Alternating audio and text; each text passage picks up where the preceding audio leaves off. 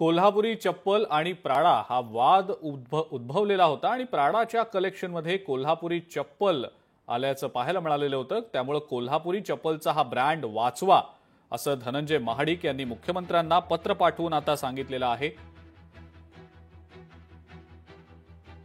आणि याच संदर्भात एक शिष्टमंडळ देखील मुख्यमंत्र्यांच्या भेटीसाठी गेलेलं होतं। या शिष्टमंडळाकडनं सुद्धा मुख्यमंत्र्यांना आवाहन करण्यात आलेलं आहे। आम्ही काही डेटा अनालिसिस केलं तेव्हा मला कळालं की प्राडा ह्या ब्रँडचे जे काही फुटवेअर आहे 2023चा त्यांचा सेल 7,000 कोटी रुपयांचा होता।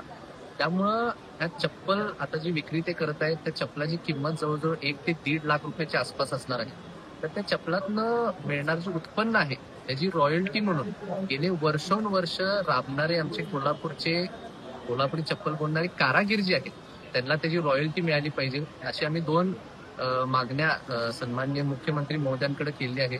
आनंदाची बातमी अशी पण आहे मुख्यमंत्री महोदयांना या पूर्ण विषयाचा गांभीर्यता माहिती आणि तिथल्या तिथंच त्यांनी त्यांच्या टीमला सूचना दिल्या की ह्यावरती तातडीने कारवाई व्हावी आणि कोल्हापूरच्या लोकांना कारागिरांना त्यामध्ये न्याय मिळावा।